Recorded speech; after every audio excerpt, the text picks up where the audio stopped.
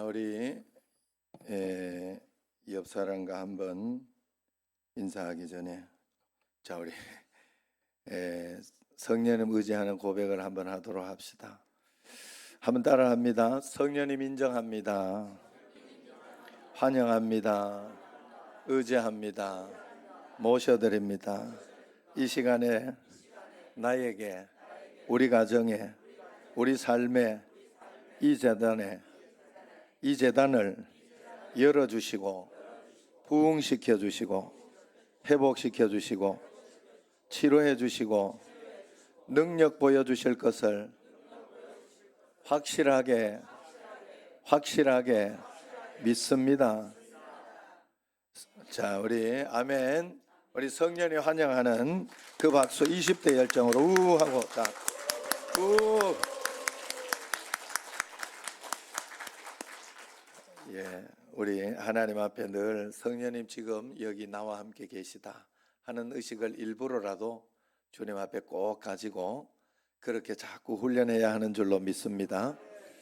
자, 옆 사람과 한번 인사합시다. 아름다운 것이 죄라면 당신은 사형감입니다 하고 한번 인사합시다. 예.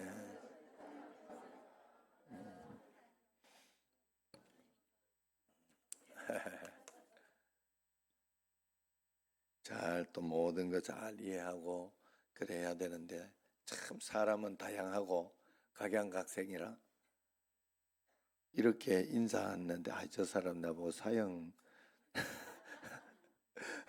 이게 표현이라는 게 이렇게 그럴 수도 있어요. 저도 이렇게 심각하게 이야기를 했더니 집에 갔더니 아내가 왜 화를 내시냐고 이렇게 이야기를 해서 깜짝 놀랐어요. 그래서 앞에서 에만하면 웃어야 되겠다. 내 뜻하고 전혀 다르게 표정 때문에 내가 그리고 진지한 표정 때문에 내 뜻하고는 전혀 다르게 이렇게 나아가는 것을 볼 수 있습니다. 우리가 그래서 인격적이다 하는 어떤 그런 것들은 이런 모든 것들이 포함되어 있는 줄 알고 하나님 앞에 여러분 우리가 받은 은혜를 쏟지 않도록 계속해서 유지하고 살아가면서 유지하고 진행하고 하는 그런 삶을 우리 잘 살아가야 할 줄로 믿습니다. 오늘 말씀이 그런 말씀이에요. 우리가 하나님 아버지께 하나님 앞에 나올 때 하나님을 아버지라고 이렇게 여러분 우리가 부를 때 여러분은 어떤 그림이 그려집니까? 예수님은 하나님 나라에서 하나님과 함께 계시던 분입니다. 그 예수님이 우리 가운데 오셔서 하나님이 누구신가, 하나님이 어떤 분이신가를 분명하게 가르쳐 주셨어요. 예수님이 우리에게 직접 가르쳐 주신 하나님은 어떤 분입니까? 그것은 바로 하나님 아버지라는 것을 우리에게 가르쳐 주셨죠. 하나님은 우리의 아버지다. 하나님은 우리의 아버지입니다. 여러분의 그리고 나의 아버지 되시는 줄로 믿습니다. 그래 진짜 영적인 아버지. 그래서 이제 또 뭐 이렇게 이야기를 하면 또 이렇게 또 막 따지면요, 교회에서는 영의 아버지 목사님이다 이러면서 이번에 이야기하는데 이걸 또 따지고 막 이렇게 하면요, 이게 또 신학적으로 또 틀린 말이에요. 교회에서는 믿음을 이끌어주는 믿음의 아버지, 담임 목사 믿음의 아버지 이렇게 표현을 하고 그렇게 해요. 그래서 영의 아버지 하는 것은 그냥 하나님께만 표현해서 쓰는 어떤 걸. 그래 여러분들이 혹시 그렇게 이야기를 해도 그 말이니까 이해를 하고 넘어가면 되는데 그게 또 오해가 되면 안 됩니다. 우리가 하나님 앞에서 얼마나 이 넓은 마음 가지고 또 많은 것들을 폭넓게 봐야 하는지 알 수 있는 것 중에 하나예요. 어쨌든 이제 오늘 말씀은 말라기서 말씀인데 말라기서는 구약의 제일 마지막 책이에요. 그리고 오늘 말씀은 구약의 제일 마지막 장절을 이렇게 읽었습니다. 그 마지막 절이 6절인데 같이 한번 읽어봅시다. 시작. 그가 아버지의 마음을 자녀에게로 돌이키게 하고 자녀들의 마음을 그들의 아버지에게로 돌이키게 하리라. 돌이키지 아니하면 두렵건대 내가 와서 저주로 그 땅을 칠까 하노라 하시니라. 아멘. 이 말씀이 구약 성경 제일 마지막 예언의 말씀입니다. 말라기 4장의 배경은 종말이에요. 1절에서 보라 용광로 불같은 날이 이르리니 했어요. 종말을 상징합니다. 이 천국과 지옥에 대한 것을 상징해요. 또 5절에서는 보라 여호와의 크고 두려운 날이 이르기 전에 하고 말하고 있습니다. 종말 시대 중에도 마지막 때에 일어날 일들을 말씀하고 있는 것입니다. 종말은 하나님의 아들이 이 땅에 오심으로 시작되고 그분이 이 땅에 다시 재림하심으로 끝이 나게 돼 있어요.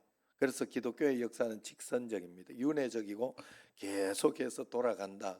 끊임없이 돌아간다 하는 그런 역사관이 아니에요. 기독교는 창조가 있고 마지막 끝이 있다 하는 그런 직선적인 역사관입니다. 그래서 창세기에 태초에 1장 1절 창세기 태초에 하나님이 천지를 창조하시니라 하는 것으로 시작해서 계시록 마지막에 22장에 보면 아멘 주 예수여 오시옵소서 하는 마라나타 말씀으로 끝이 납니다. 예수님이 이 땅에 오셔서 오셨고 이제 마무리 끝이 분명히 있다는 것을 이야기하죠. 예수님이 이 땅에 오셔서 하신 일이 무엇입니까? 우리로 하여금 우리가 하나님의 자녀인 것을 가르쳐 주셨고 하나님이 우리의 아버지이심을 알려주셨어요. 그래서 우리가 하나님을 아버지라 부르고 한 가족이 되어서 친밀한 교제와 삶을 누리면 큰 복을 받게 되는 것을 이야기하고 있습니다. 마귀가 가장 싫어하는 것이 이것을 아는 것이요. 또 하나님이 가장 기뻐하는 일이 이것을 알고 누리는 삶을 사는 것일 겁니다. 마귀는 우리가 하나님 자녀가 되지 못하도록 속이고 있습니다. 자녀가 되었어도 하나님 아버지의 풍성함을 모르고 이 땅에서 힘들고 고통스럽게만 살아가도록 그렇게 만들고 있습니다. 이 땅의 아버지와 자녀의 관계를 깨뜨리고 상처나게 만들어서 하나님 아버지를 두려운 아버지라 그렇게 속이게 되는 거예요. 그래서 아버지의 마음으로 아버지의 마음을 받아들여서 살도록 그렇게 살지 못하도록 합니다. 그것이 바로 저주입니다. 그러나 우리가 하나님의 아들인 것을 알고 그렇게 믿음으로 살아가는 것이 인생 최고의 복인 줄로 꼭 알아야 될 줄로 믿습니다. 그래서 복은 하나님 아버지의 마음을 회복하는 것이 복이요. 저주는 하나님 아버지의 마음을 잃어버린 것, 상실하는 것이 저주입니다. 오늘 말씀 6절을 이제 공동 번역으로 한번 보면 이렇게 이야기합니다. 엘리야가 어른들의 마음을 자식들에게, 자식들의 마음을 어른들에게 돌려 화목하게 하리라.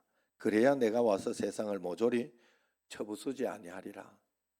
이 말이 여기에서 쉽게 가르쳐 주듯이 아버지의 마음을 잘 가지고 있고 그 마음을 잘 전파하며 서로 화목하며 하나님 아버지와 함께 동행하는 그 풍성한 삶을 살아내는 것을 볼 때 이 땅이 저주가 되지 않고 망하지 않는다 하는 그런 것을 이야기하는 거예요. 우리가 아버지, 어머니가 되고 리더가 되었다는 것은 아버지의 마음으로 하나님 아버지를 보여주는 삶을 살라고 하는 그런 뜻이 여기에 있어요. 세상에 있는 어떤 것은 특별히 이 땅의 아버지들은 하나님 아버지와 똑같은 아버지를 쓰고 있지 않습니까? 같은 이름을 가지고 살지 않습니까? 하나님은 육신의 아버지를 통해 하나님 아버지의 마음을 알리고 싶어요. 우리가 육신으로 이렇게 10달의 아기가 배 속에 있다가 배 밖에서 100년의 세월을 같이 사는 것처럼 이 100년의 삶을 사는 우리는 그것을 보면서 영원히 우리를 포함하고 있다 하는 것을 우리가 깨닫고 눈치채야 돼요. 그래서 영원의 삶을 여기에서 준비하는 그런 삶을 살아야 됩니다. 저는 이렇게 어떤 지옥불이나 어떤 그런 것들도 태양을 봐도 여러분 태양이 얼마나 계속해서 끊임없이 그 불덩이가 타고 있습니까? 어디서 그 불을 누가 만들어냈겠어요? 그런데 있지 않습니까? 실제이지 않습니까? 그걸 보면서도 우리는 알 수 있다 하는 것을 볼 수 있어요. 그렇기 때문에 하나님의 말씀대로 우리는 순종하면서 그렇게 나아가요. 그래서 하나님 아버지의 성품을 이제 받아야 됩니다. 그런데 오히려 우리는 육신의 아버지가 하나님 아버지를 아는데 방해거리가 될 때가 너무 많지요. 내 육신의 아버지라는 창문을 통해 하나님 볼 때 하나님이 올바로 보이지가 않기 때문입니다. 육신의 아버지 성품과 하나님 아버지의 성품은 너무나 다르기 때문에 그래요. 저는 어른이 되어서 이제 우리 아버지나 이런 것 때문에 내가 영향을 많이 받은 것도 있구나 하는 그런 생각이 들었었습니다. 얼마나 폭력적이고 어떤 그런 것 때문에 저도 굉장히 강하고 세고 어떤 그런 모습들이 내게 있다는 것을 알게 되었어요. 그러나 다른 한편으로 내가 이렇게 내 마음속에 이렇게 들어온 것이 뭐냐 하면 하나님 아버지가 내게 계셔서 너무 감사하다.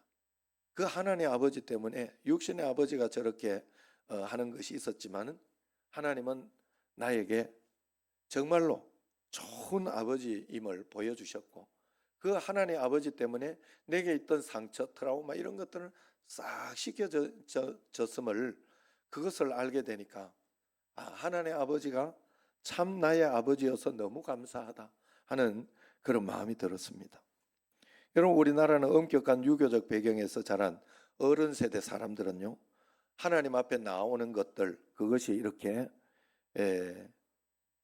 얼마나 엄숙해지고 얼마나 그렇게 하는지 하나님 앞에 나오려고 하면 먼저 긴장부터 됩니다. 예배당에 들어서면 엄숙해지고 무릎을 꿇어야 될 것만 같은 늘 아버지 하면 해초리를 들고 있는 그 아버지가 연상이 되기도 해요. 육신의 아버지로부터 버림받은 사람이 있다면 하나님 아는데 치명적인 약점이 되기도 합니다. 그래서 하나님과 공동체가 나를 버릴지도 모른다 하는 그런 생각에 전전긍긍해요. 교회 충성을 해도 하나님 은혜에 감사해서 충성하는 것이 아니라 그렇게 우리는 충성하고 감사하고 하나님께 나아가야 되는데 버림받지 않기 위해서 하는 그런 율법적인 충성이 될 때가 참 많다 하는 것이죠. 여러분 중에 너 자꾸 그러면 갖다 버린다 하는 그런 부모의 협박이나 아니면은 그런 어떤 협박이나 어떤 그런 것으로 기억하는 사람도 있을 수 있어요. 부모님께 성폭행 당했다는 사람도 있더라 이 말이에요. 그런데 어린 시절 어둡고 무서운 바깥에 혼자 버림받아 서 있던 기억들이 있을 수도 있습니다. 그 상처는 하나님 아버지의 마음을 갖는데 커다란 방해의 기억이 될 수 있을 것입니다. 어찌 아버지로부터 받은 상처들이 그뿐이겠습니까? 세상 살아가는 가정과 사람이 다양하듯이 우리가 받은 상처들 또한 각양각색 다양합니다. 그러나 우리가 하나님 아버지의 마음을 얻고 싶다면 그 육신의 아버지를 용서해야 합니다.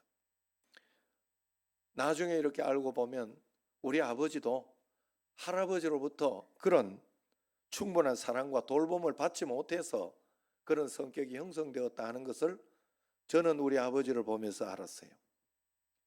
나중에 이렇게 보니까 아버지가 참 좋은 분이더라.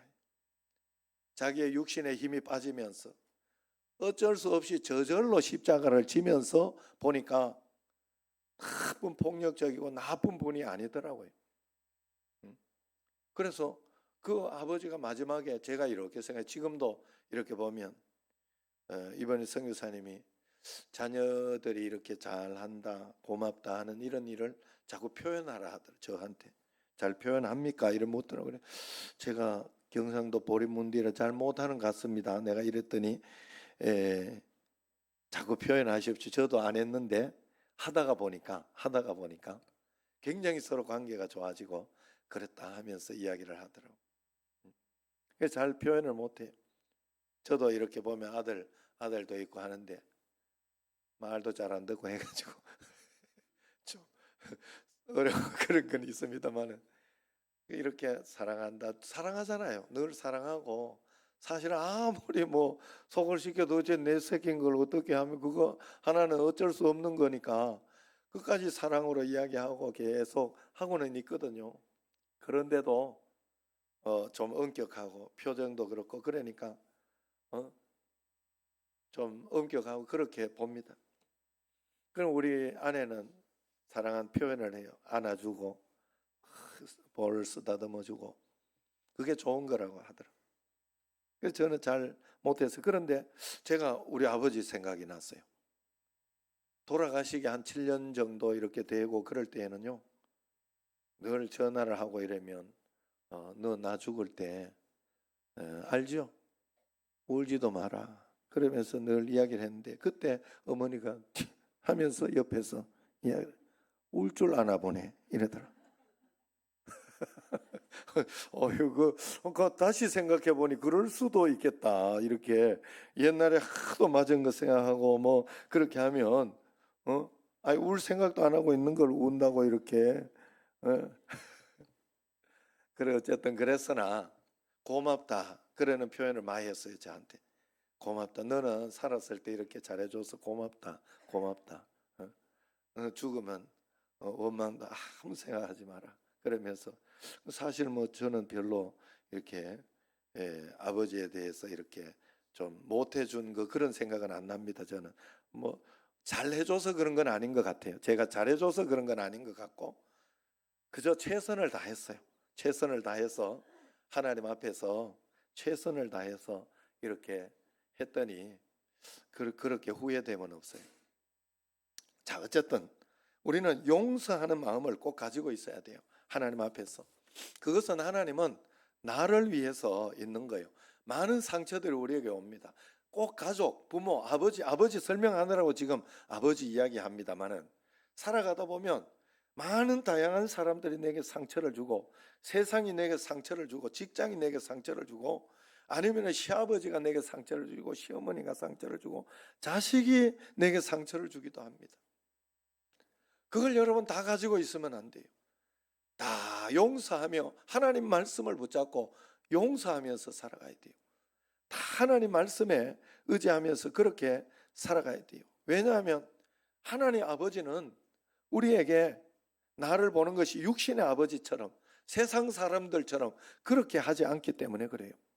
세상 아버지는 상처를 주고 폭력을 행사했을지 모르나 하나님 아버지는 나를 사랑하시고 나를 즐거워하시고 늘 춤추시는 그 하나님입니다. 그래서 여러분들이 상처 어려움이 있을 때 여러분들은 절대 세상 가운데 풀려고 하면 안 돼요. 그 사람에게 뭔가 받으려고 해서도 안 돼요. 하나님께로 돌아가야 됩니다. 하나님 이게 왜 이렇습니까? 어떨 때는 너무 풀리지 않고 너무 힘들 때는 하나님 앞에 땅을 치면서 원망하면서 하나님 너무 밉습니다. 원망합니다 하고 하나님께 하면 하나님께서는 여러분 받아주신다는 거예요. 10번, 20번, 100번 하나님께 나아가서 그걸 다 토로해야 돼요. 그래서 스바냐 선지자는 3장 17절에 이렇게 이야기합니다. 너의 하나님 여호와가 너의 가운데 계시니 그는 구원을 베푸실 전능자시라. 너의 모든 문제 해결해 줄 수 있는 분이라 이런 뜻이죠. 그가 얼마나 너로 말미암아 기쁨을 이기지 못하시며 너를 잠잠히 사랑하시며 너로 말미암아 즐거이 부르며 기뻐하시리라 하리라 그랬어요. 여러분 이게 바로 우리 자녀들 모습 아니겠어요? 자녀 키울 때만 해도 여러분 잘 모를 거예요. 손주 태어나 보면 알아요. 손주 태어나 보면 정말 주는 거 없이. 그래서 어리면 어릴수록 더 그래요. 손주도 제가 이러 들어본 결과로 손주도 이제 중학생 고등학생 때 말 안 듣기 시작하면 그게 비기 싫어진다네. 나는 이게 공감이 갈 수 있겠다 하는 그런 마음이 들었어요. 그런 마음이. 사람이라는 건 참 신기해요. 하나님과 우리 사이에 말씀이 가로막혀서 말씀이 안 들리기 시작하고 순종이 안 되기 시작하면요 거리가 생겨요. 참 사람과 사람 사이도 그래요. 부모와 자식, 내 부모와 자식 사이에도 이놈이 하나님 말씀대로 안 살고 순종하지 않고 자기 멋대로 하고 그렇게 하면요 그게 보기 싫어져요. 거리가 생겨요. 거리가. 그거 해결하기 전까지, 다시 해결하기 전까지 이 거리가 생기더라 이 말이에요. 하나님 앞에 우리가 마찬가지입니다. 하나님은 우리를 사랑하시고 우리로 말미암아 기쁨을 이기지 못하시는 그런 하나님이십니다. 그런데 우리가 거리가 생기는 것은 그런 문제 때문에 육신의 아버지로부터 한 번도 사랑한다 이런 말을 듣지 못한 사람이 있더라도 하나님 아버지께 나아가면 하나님께서는 사랑한다 아들아, 사랑한다 내 딸아 분명히 이야기해 주시는 거예요. 그리고 우리는 하나님께로 나아가야 됩니다. 우리가 하나님 앞에 그래서 나아갈 때는 두려움과 공포를 느끼는 것이 아니라 자유와 기쁨을 느껴야 됩니다. 어디를 가도 받지 못할 이해를 하나님 아버지께만 가면 받을 수 있어요. 어디를 가도 용납받을 수 없는 용납을 하나님 아버지 앞에만 가면 다 용납받을 수 있어요. 사람들이 그래서 나를 용납해, 나에게서 이미 그 문제가 다 해결되었기 때문에 사람들이 나를 용납하지 않고 나를 이해해 주지 않고 나를 위로해 주지 않아도 나는 부족함이 없어요. 하나님 앞에 용납받았기 때문에 그래요. 제가 우리 아버지 사랑하고 뭐 어떤 그런 일에 있어서 트라우마나 어떤 그것을 갖지 않는 그렇게 결정적인 이유는 하나님 아버지께로 나아갔기 때문에 하나님이 나를 풍요한 마음과 풍성한 마음을 주셨기 때문에 가능했던 거예요.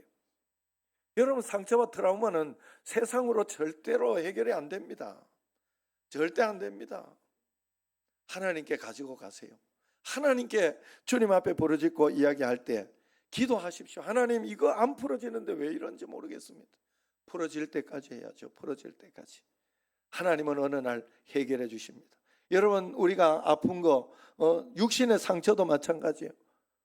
오늘 또 이 기쁜 마음으로 우리 윤 장로님 또 다리 이렇게 아프던 거 그거 이번에 다 났어요. 이래 하는데 저번에 내 이야기 안 해. 오늘 이야기하는 거는 오늘까지 본 거야. 내가 볼 때는 그 다음 날 또 저릴 것 같은 느낌이 있거든. 사람이란 건요 신기하거든요. 이게 내가 김기현 장로님 그 다음 날 다시 아플 것이다 이렇게 생각했던 것처럼. 그러나 여러분, 한 가지 분명한 건, 제가 하나님 앞에 한 가지 분명한 건 그래요. 내가 저도 지금 이렇게 운동하다 보니 요 엉덩이 쪽 여기가 또 아파요. 이거 하나님 앞에 또 이렇게 어떻게 저렇게 또 치료해서 나았고 하면 또 이쪽이 아플지도 몰라요. 왜냐하면 우리는 연식이 있고 오래 또 살다가 보면 그런 것들이 자꾸 오게 됩니다. 그러나 하나님 앞에 나는 분명한 것이 있어요. 하나님은 내 삶의 어떤 어려움과 어떤 것이도 하나님이 필요하면 그때 하나님이 치료하여 주시고 역사하여 주실 것이다. 지금 김하경 선교사님도 7년 동안 한 교회를 갔는데 어떤 자매가 2년 동안 우울증에 걸려가지고 누워가지고 전혀 움직이도 못하고 병원에 가서 그렇게 매번 있던 그분이 2년 동안에 그 동안에 계속 예배하고 말씀드리러 안 갔습니까? 7년을 갔다는데 그 해에 작년에 고쳐졌다 하잖아요. 작년에 그 일이 생기고 2년 만에 작년에 고쳐졌다고 하잖아요. 시기와 때는 하나님이 하시는 거예요. 그러나 분명한 것은 하나님께 내가 신뢰하고 따라가고 순종하고 나가면 하나님은 가장 적절하고 좋은 것으로 분명히 주시는 줄로 믿습니다. 이번에도 어려움이 이렇게 있었어요. 우리가 이렇게 또 사택이나 이런 곳에 그걸 처음에 이렇게 지을 때 이 분쇄기하고 이런 걸 해놨다가 보니까 그게 또 좋지 않은 영향력이 있답니다. 그래서 그걸 지금 안 써야 되나 지금 생각을 하고 있는데 그걸 이렇게 하다가 보니까 이렇게 좀 걸려가지고 물이 넘쳤어요. 그런데 이게 그 성교관이 넘친 거예요. 그래서 선교사님 그 있을 때 그랬으면 얼마나 그 참 민망했을까, 얼마나 미안했을까 하는 그런 생각이 들다. 마치 하나님 그 시기와 그것도 적절하게 해서 그 가고 난 뒤에 곧바로 그게 나타나게 해가지고 그 원인을 찾고 이렇게 하는데, 그러면서 이제 현 집사님 보고 이제 또 뚫어 하시고 이러는 분을 소개해 달라 그래서 거기 해가지고 전화를 했는데 뭐 이런저런 이야기 하다 얼은 거 아니냐, 얼은 건 아닌 것 같다 분명히. 왜냐하면 안쪽에 있는 거니까. 그래가지고 이야기를 하다가 했는데 내일 가겠다 이래도 오늘 저녁은 지금 다른 일 하느라 바빠 못 간다 이래가지고, 그래도 이제 뭐 강요하고 하면 밤이라도 오겠죠. 늦게라도 현 집사님 보고 또 한번 이야기해서 그러면 할 텐데 그냥 순리적으로 놔뒀어요. 놔두고 그렇게 했더니 그 다음날 강표현 집사님 오셔가지고 아시는 분이에요. 여기 어디를 이렇게 보면 거기에 다 장치를 해놨으니까 보통 막히거나 그렇게 하면 거기를 뚫어서 보면 된다. 이래가지고 그 다음날 아침에 와가지고 훅 들어가지고 확 해결해 놓고 가버렸어. 그래가지고 돈 굳었지요. 나 그 참 그때 마음에 그 아내가 그 한 번 더 넘쳤거든, 저녁에. 그래가지고 왜 넘치는가 진짜 원인을 알게 됐고, 그것 때문에. 그런데 넘치면서 그때 막 닦고 이렇게 하면서 저녁에 좀 오게 하지 막 이러면 그건 내가 굉장히 잘못한 줄 알았어요, 그게. 그런데 하루 여유 있게 기다리고 그 다음날 갔더니 더 좋은 것으로 하나님이 주셨잖아요. 그래서 이제는 어떤 일이나 이런 거 있을 때 요렇게 하면 되는구나 하고 그걸 기본적으로 알게 됐잖아요. 안 그랬으면 이걸 뚫고 나서면 올 필요도 없고 아무 상관도 없이 원인도 모르고 다음에 또 그것 때문에 고생하게 생겼어요. 다음에 또 분명히 그러면 아무것도 모르고. 하나님의 일은 몰라요, 여러분. 그래서 중요한 건 내가 지금 신뢰하고 주님을 신뢰하고 믿음으로 기도하면서 하나님 앞에 신뢰하며 이런 일 저런 일에 상관하지 말고 하나님은 나의 아버지, 좋으신 분. 그래서 신뢰하며 따라가는 게 중요한 거예요. 그래서 하나님께 넉넉한 위로를 받고 살며 넉넉한 이해 속에 살면 다른 것이 이해가 되기 시작하면 남이 나를 이해해 주지 않고 속상해 그렇게 해도 속상해하거나 답답해하지 않아 이해하는 삶을 살게 됩니다. 그래서 이런 어떤 우리가 하나님 아버지를 만나는 순간 우리의 삶이 전환되는 거죠. 자유와 해방이 찾아오는 겁니다. 아버지 마음을 얻은 복입니다. 이처럼 하나님 아버지의 마음으로 우리가 살아가야 되는데 그렇게 살기 위해서는 어떻게 살아야 되느냐? 고린도전서 13장 11절에 말씀을 보면 어린아이의 일을 버려야 된다 이야기를 합니다. 어른이 되었다고 어린아이의 일, 어린 시절의 상처가 저절로 없어지는 게 아니라는 거예요. 끊임없이 계속 치료해야 됩니다. 여러분, 결혼했다고 다 그냥 잘 사는 게 아니에요. 결혼은 했는 사실이 있습니다만은 그 결혼해가지고 계속 끊임없이 결혼 생활을 배워야 되고 사랑하는 법을 배워야 돼요. 그러면서 하나님 앞에 만들어 가야 돼요. 여러분, 우리가 천국에 구원을 받았다고 구원받은 삶이 이 땅에서 완전히 그냥 저절로 이루어지지 않습니다. 교회만 왔다 갔다 한다고 이루어지는 게 아니에요. 말씀을 듣고 여러분들이 받음으로 그 말씀대로 실천하고 살아가면서 그것을 훈련해야 돼요. 연습해야 돼요. 그렇게 해서 구원을 이루어 가는 거예요. 여러분, 이건 굉장히 중요합니다. 다음 주일에 이제 김 목사님 부임합니다만은 부임해서 그 교회 간 건 사실이잖아요. 저절로 끝까지 영원 끝까지 그 교회에서 잘 있으라는 보장이 없어요. 잘 만들어 가야 돼. 기도하면서 주님 앞에서 훈련하며 그럴 때 더 좋은 것이 오고 더 풍성한 것이 오고 행복한 게 사람이 사는 게 어떻습니까? 여러분 갈수록 어려움이 더 많잖아요. 왜냐하면 여러분 저도 자녀가 커지면 그 자녀가 또 결혼도 하고 또 손주가 생기고 그럼 그게 다 내 짐이잖아요. 다 내가 겪어야 하고 이거 기도해야 하고 만들어 나가야 할 짐들이잖아요. 얼마나 더 기도해야 되고 얼마나 더 훈련하고 살아가면서 만들어 가야 되게 한 번밖에 없잖아요, 사람이. 대부분 그런 이야기 60인생 이렇게 살면 60 그 어떤 분들이 그런 이야기 많이 하잖아요. 나도 60을 처음 살아보는 인생이라. 나도 70을 처음 살아보는 인생이라 이게 쉽지 않다고 이야기하지 않습니까? 우리가 하나님 앞에 기도하면서 한 걸음 한 걸음 말씀 가운데 어린아이의 일, 오늘 13장 11절 어린아이의 일을 버려야 된다 하는 거예요. 이 상처를 내가 가지고 살면 안 돼요. 가지가 가지고 살면 가지 알지요? 가지가 좀 뿌리띵띵했어. 그래가지고 다른 친구 가지들이 넌 오이다 오이 이러면서 막 놀렸어요. 그러니까 이 가지가 화가 나가지고 내가 오이면 죽는다. 내가 그러면서 할머니한테 가 할머니 나 가지지 나 가지 맞지? 이러니까 그렇지 오이 내 새끼 맞지? 오이 해가지고 그만 이 아이가 상처를 받고 죽었다고 가지가 죽었다.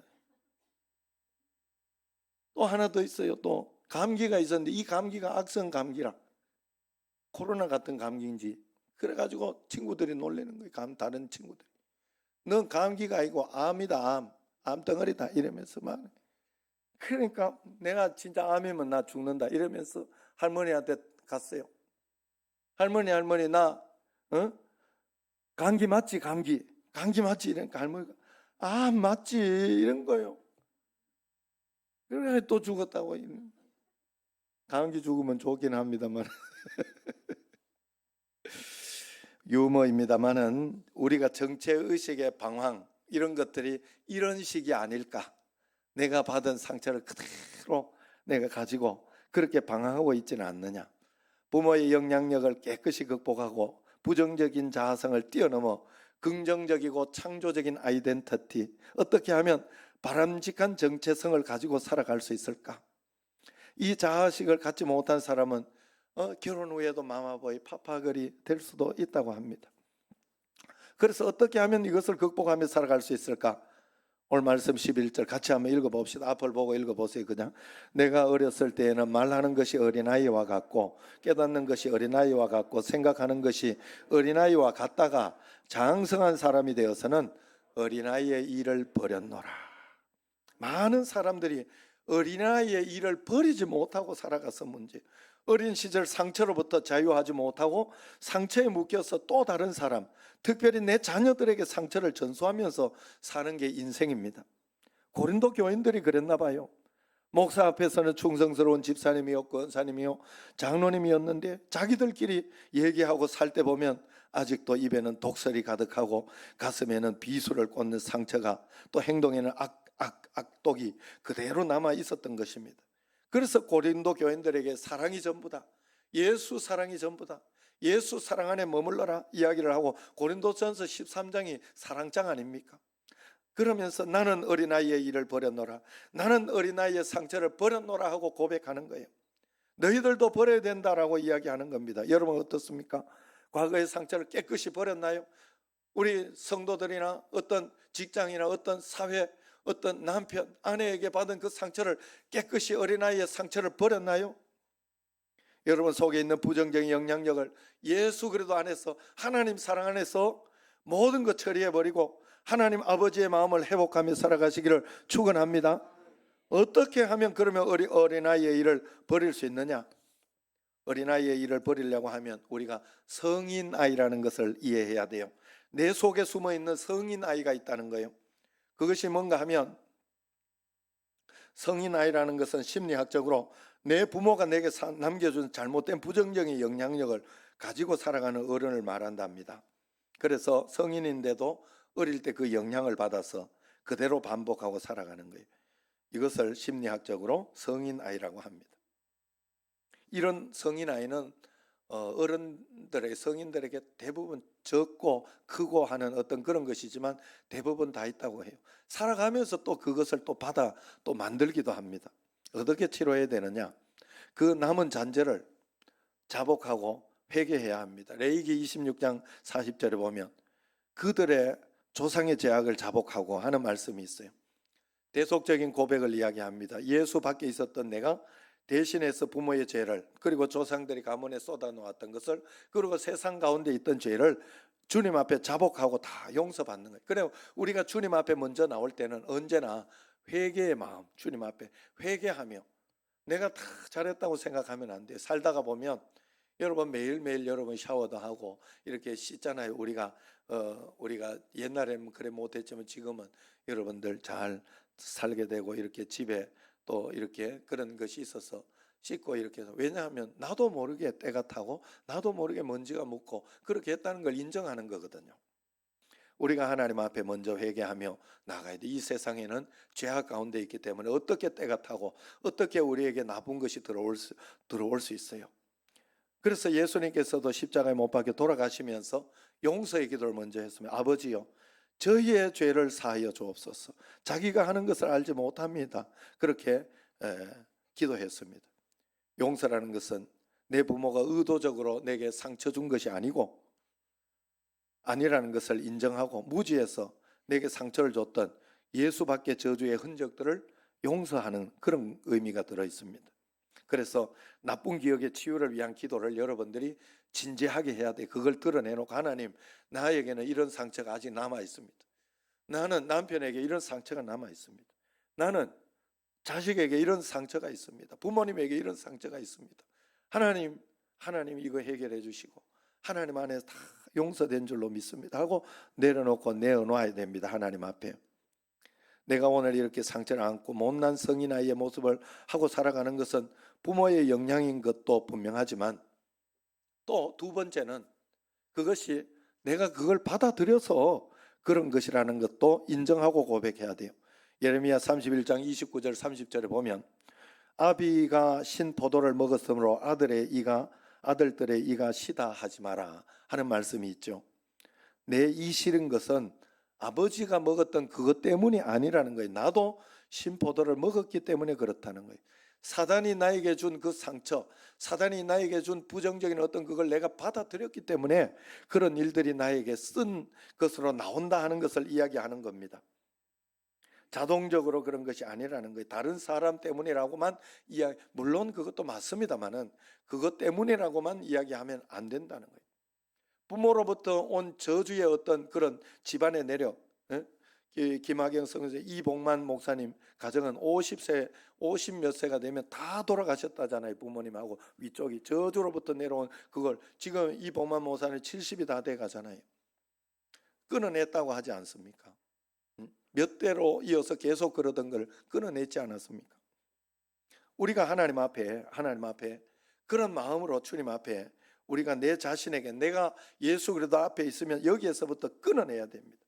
내가 받은 상처를 성숙의 기회로 축복의 기회로 만드는 것이 예수님 믿는 사람이에요.